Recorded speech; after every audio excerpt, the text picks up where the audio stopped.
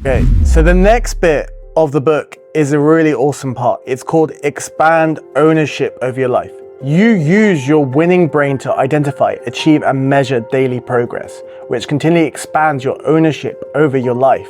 So it's very easy in today's world to blame externals. It's very easy to blame the traffic, the weather, your family, your friends, the way your dad treated you when you were a kid, when Asian dad particularly. And it's very easy to point your fingers at other people all the time.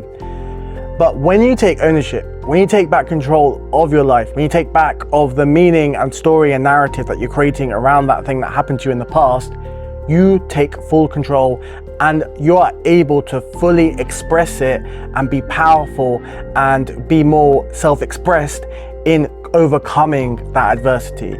And it's really coming back to your ownership and taking responsibility. The key word is responsibility. Something happened to you when you were in the past. Something happened to you when you were a kid. But how about we shift it from something happened to you from an external point of view, but it's something I take ownership of the reason why it happened to me, and I can get more power from it and gain something from it rather than looking at it from a gap. Does that make sense? Yeah, it's taking your power back. It's choosing to not be a victim in a situation. And it's, and I think when you choose not to be a victim, you are gaining your power back.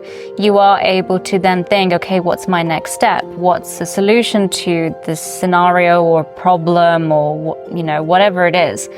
And it's exactly that. You're taking responsibility for your life.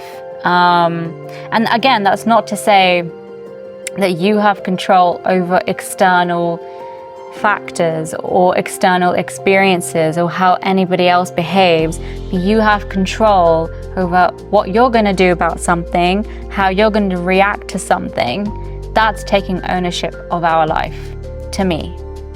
Benjamin Hardy really talks about in the book, and Dan Sullivan, is this awesome distinction called psychological flexibility.